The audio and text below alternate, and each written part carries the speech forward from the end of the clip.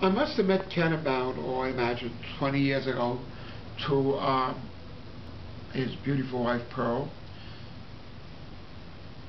And what was your first impressions? First impressions are always important.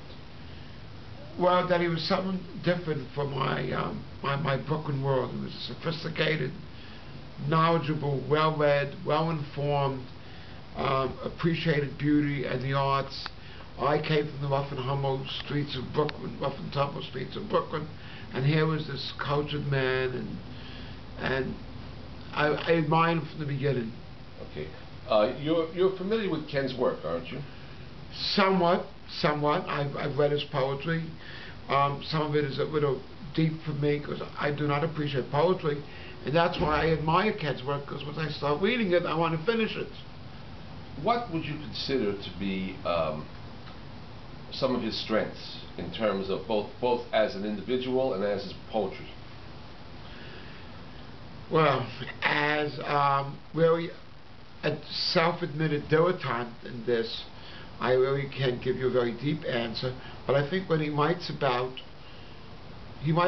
pain and loneliness and darkness, and perhaps it's a reflection of some of the demons that he himself has suffered. It's very realistic, it comes truthful, and that's why in many ways, I can relate to it.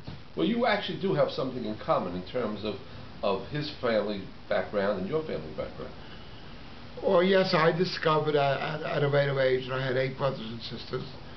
My father had been married previous to my mother, and when I was a grown-up, I discovered them, and I understand Ken had not analogous, but certainly an unusual family situation also.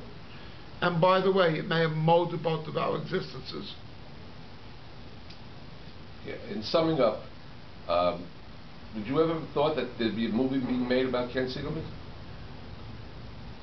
Not in a million years, although I would have actually said, who in Brooklyn, and Brooklyn's a city of 2.5 million people, would make an interesting person, somebody who embodies everything that's Brooklyn, everything that people think of Brooklyn as, but also has the feeling for art and culture and sophistication.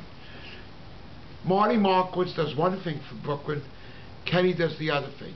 And I think that Brooklyn is in good shape, but having these two gentlemen at the helm